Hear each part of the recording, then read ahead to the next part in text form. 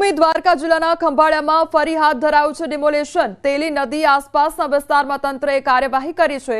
સરકારી જગ્યા પરના ગેરકાયદેસર બાંધકામો તેમજ દબાણો દૂર કરવામાં આવ્યા છે।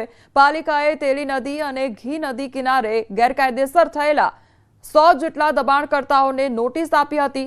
તો નોટિસની મુદત પૂર્ણ થતાં નદીની આસપાસ ખડકાયેલ રહેણાંક મકાન, દુકાનો, બુલડોઝર ફરી વળ્યું હતું અને તંત્રની કાર્યવાહીથી દબાણકારોમાં ફફડાટ ફેલાયો છે।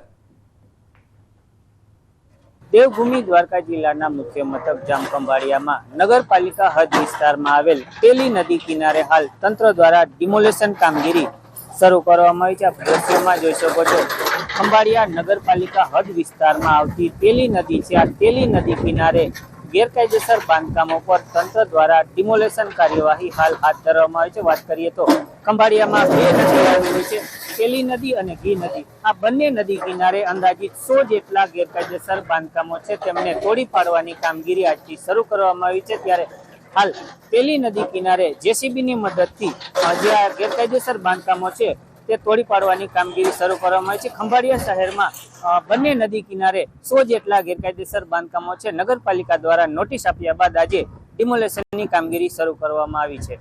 મુકુંદ મોકરિયા, ન્યૂઝ 18 ગુજરાતી, દેવભૂમિ દ્વારકા। જામનગર મહાનગરપાલિકાની શહેરમાં ડિમોલેશન કાર્યવાહી શરૂ અને સ્મશાનથી લઈ ગાંધીનગર સુધીનો રસ્તો બનાવવા નડતરરૂપ દબાણો દૂર કરવામાં આવશે।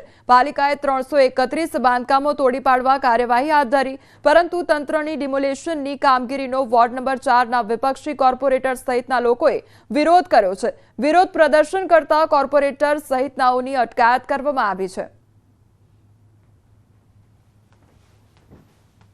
જામનગર મહાનગરપાલિકા જામનગર દ્વારા સ્વામિનારાયણ નગરથી ડ્રીમ સિટી થઈને નવાગામ ગેળમાંથી પ્રસાર થતી 12 મીટરના ડીપી રોડ જે છે અને એનામાં જે દબાણ છે એ દબાણ દૂર કરવાની કાર્યવાહી અત્યારે ચાલુ જ છે।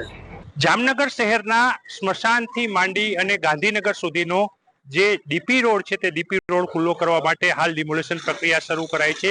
ભારે વિરોધ વચ્ચે જે પ્રકારના આપ દ્રશ્ય જોઈ રહ્યા છો, ચુસ્ત પોલીસ બંદોબસ્ત અહીં જોવા મળી રહ્યો છે અને બીજી તરફ ડિમોલેશન પ્રક્રિયા છે તે હાથ ધરવામાં આવી છે।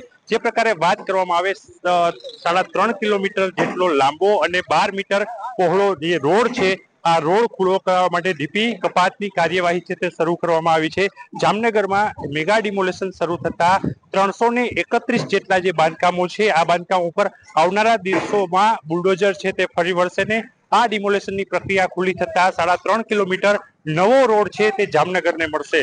અહીં સવારે વિપક્ષી કોર્પોરેટર રત્નાબેન નંદાણીયા સહિતના જે સ્થાનિક લોકો છે તેમના દ્વારા વિરોધ વ્યક્ત કરવામાં આવ્યો હતો, ડિમોલેશન કામગીરી છે તે અટકાવવામાં આવી હતી। ત્યારે અહીં ચુસ્ત પોલીસ બંદોબસ્ત વચ્ચે વિરોધ કરી રહેલા જે લોકો છે તેમની અટકાયત કરી અને ડિમોલેશન પ્રક્રિયા છે તે હાથ ધરવામાં આવી છે। 15 થી વધુ જેસીબી સહિતની જે મશીનરીઓ છે તેમના દ્વારા હાલ આ કાર્યવાહી શરૂ થઈ ચૂકી છે અને આગામી દિવસોમાં અહીં જે આ ડીપી રોડ છે 3.5 કિલોમીટરનો જે 12 મીટર પહોળો રોડ છે તે ખુલ્લો કરી અને સ્મશાનથી લઈ અને ગાંધીનગર સુધીનો નવો રસ્તો છે એ જામનગરને મળશે। તેના માટે હાલ ડિમોલેશન કાર્યવાહી છે તે શરૂ થઈ ચૂકી છે।